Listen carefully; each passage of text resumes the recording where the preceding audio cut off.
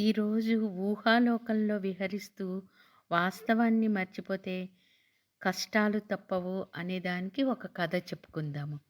ఈ కథ వినే ముందు ఈ వీ ఈ ఛానల్‌ని లైక్ చేయండి, సబ్స్క్రైబ్ చేయండి. ఒక ఊరిలో రావి చెట్టు మీద ఒక కాకి గూడు కట్టుకుని నివసించేది. తాను ఎంతో వేగంగా ఎగరగలదని దాని నమ్మకం. అందుకే తన పేరు వాయువేగం అని తానే పెట్టుకుంది.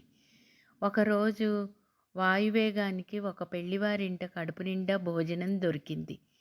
అది కడుపు నిండా తిని తన గూటికి వచ్చి విశ్రాంతిగా పడుకున్నది. ఊహల్లో విహరిస్తూ మెల్లగా కళ్ళు మూసుకున్నది. ఉన్నట్టుండి తన శరీరం చాలా పెద్దదయింది. గున్న ఏనుగులా ఉన్నది. అది చాలా వేగంగా ఎగురుతూ ఆకాశంలో చాలా దూరం వెళ్ళిపోయింది. అక్కడ ఒక పెద్ద అడవి మధ్యలో క్రిందకు దిగింది. దాని రెక్కల వేగానికి అడవి అంతా వణికిపోయింది. ఒక పెద్ద చెట్టుపై వాలితే ఆ చెట్టు కొమ్మ విరిగిపోయింది. అడవిలో జంతువులన్నీ భయంతో పరుగులు తీశాయి.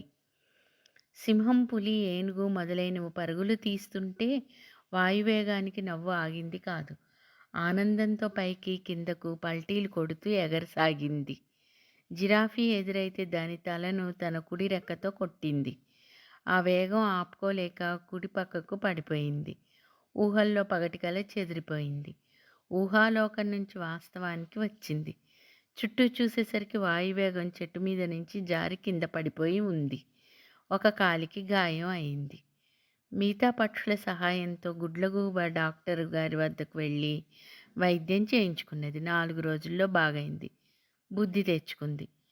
అంటే ఊహాలోకంలో విహరిస్తూ వాస్తవాన్ని మర్చిపోతే కష్టనష్టాలు తప్పవు కదా!